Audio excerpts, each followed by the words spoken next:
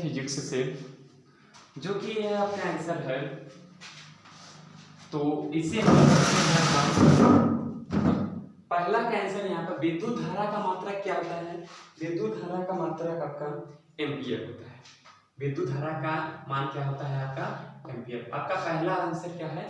जब विद्युत किससे नापता है? हमारा है एम्पियर से नापता है। ये आपको पता होना चाहिए विद्युत। दूसरा क्वेश्चन ये है, तीसरा क्वेश्चन ये है, चौथा क्वेश्चन आपका ये है, पांचवा ये है, छठवां ये है, सातवां ये है, आठवां ये है, नौवां ये वगैरह, 10वां दिखाई नहीं दे रहा, हम अभी दिखाएंगे। यानी विद्युत धारा का मात्रा क्या है? एम्पियर। कोण का मात्रा किसे करते हैं? यानी कोण का मात्रा आपका क्या है? न्यूटन है, केल्विन है और रेडियन है कि ओम है। आपका देखा जाए तो जो आपका है, ठीक है ना, रेडियन आपका कोण का मात्रक होता है। रेडियन आपका किसका मात्रक होता है? कोण का मात्रक। अब यहाँ पर तीसरा ऑप्शन क्या दिया है? ठोस कोण का मात्रक किसे करते हैं? ठोस कोण जो होता है, रेडियन है कि ओम है कि फैराड है कि वेबर है। अगर इसमें देखा जाए तो ठोस कोण की बात है, खाली कोण की बात किया जाए तो खाली अगर कोण की बात किया जाए तो आपका क्या रेडियन होगा, और ठोस कोण की बात किया जाए तो आपका क्या रहेगा? हाँ बहुत से रेडियन।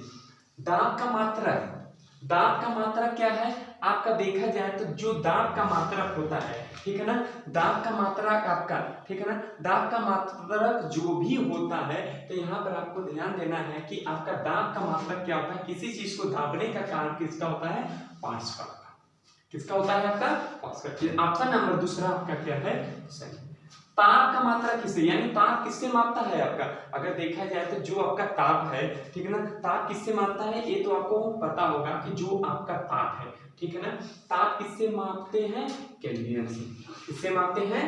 जो हम लोग के शरीर का ताप कितना है? शरीर का ताप कितना है? अगर देखा जाए तो हम लोग के शरीर का ताप कितना है? 37 सेल्सियस। कितने हैं? 37 सेल्सियस। फारेनहाइट कितना होता है हमारे शरीर का? फारेनहाइट होता है आपका 98.6 फारेनहाइट होता है, ठीक है।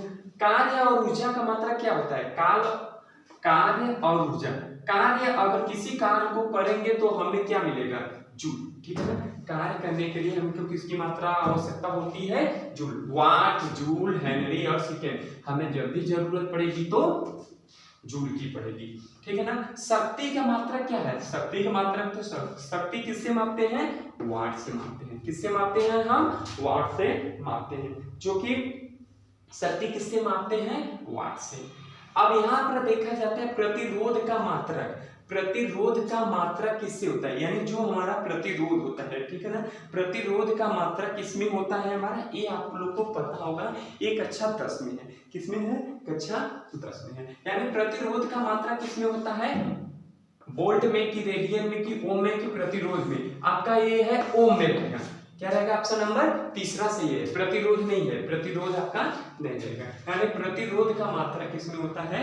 ओम का होता है। एक कक्षा 10 में भी दिया हुआ है। प्रेरक का मात्रा किसमें होता है? यानी जो हमारे प्रेरक होता है, प्रेरक का मात्रक क्या होता है? अगर देखा जाए तो प्रेरक का मात्रक हमारा, ठीक है ना, प्रेरक का मात्रक आपका, ठीक है ना, प्रेरक का मात्रक आपका क्या होता है?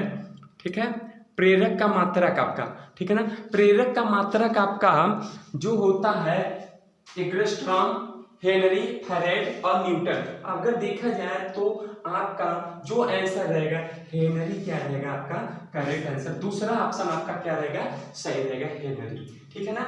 बल का मात्रक क्या होता है? अब ये तो सभी को पता होगा कि बल का मात्रक क्या होता है। बल का मात्रक हम किसी बल को नापने के लिए किसका यूज करते हैं? न्यूटन का उपयोग करते हैं, ठीक है। अब चलते हैं नेक्स्ट डे, हम आपसे फिर मिलते हैं। नमस्कार। तब तक कोई गलती होगा तो हमें माफ करिएगा। फिर इसके बीच में आप लोग से फिर मिलते हैं हम। नमस्कार।